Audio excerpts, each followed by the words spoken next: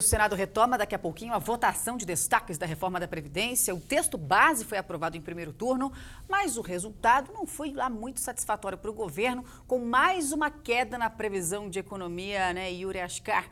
Bom dia para você, viu? Pois é, Roberta, bom dia. Se antes da votação na Câmara a previsão era de uma economia superior a R$1 trilhão em 10 anos, o resultado da votação no Senado reduziu essa economia, por enquanto, para cerca de 800 bilhões de reais. Na votação do primeiro destaque, com mudanças no texto base, os senadores derrubaram a sugestão de novas regras sobre o abono salarial, que restringiam o benefício a quem recebe até R$ 1.364 por mês. Esse limite foi ampliado e, com a manutenção das regras de abono que vigoram hoje, o governo vai deixar de economizar 76 bilhões de reais.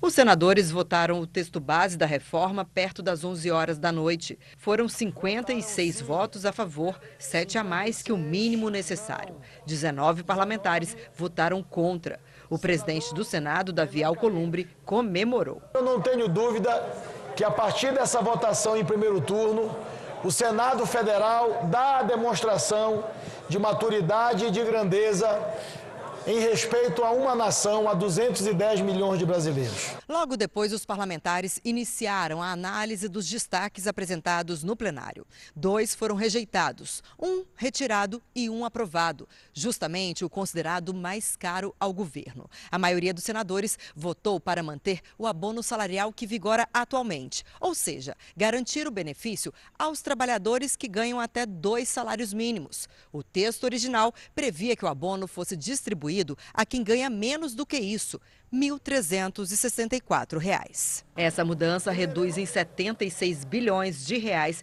a previsão de economia com a reforma da Previdência. A estimativa é que o governo federal poupe cerca de 800 bilhões de reais nos próximos 10 anos. A reforma estabelece uma idade mínima de aposentadoria, 62 para mulheres e 65 para homens, tanto da iniciativa privada como servidores. Na nova regra do regime geral, o tempo mínimo de contribuição será de 15 anos para ambos os sexos. Para os servidores, o tempo de contribuição mínima será de 25 anos, com 10 de serviço público e 5 no cargo em que for concedida a aposentadoria.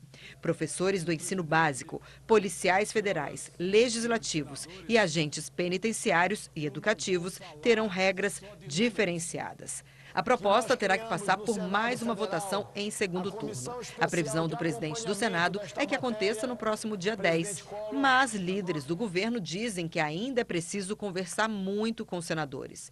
Muitos deles reclamam que demandas consideradas importantes relacionadas ao Pacto Federativo e ações regionais ainda não foram atendidas pelo governo. Vamos construir para o mais rápido possível ter uma votação em segundo turno e evoluirmos para a pauta tributária, para o Pacto Federativo, para tantas outras matérias que o Brasil quer, espera e merece ter.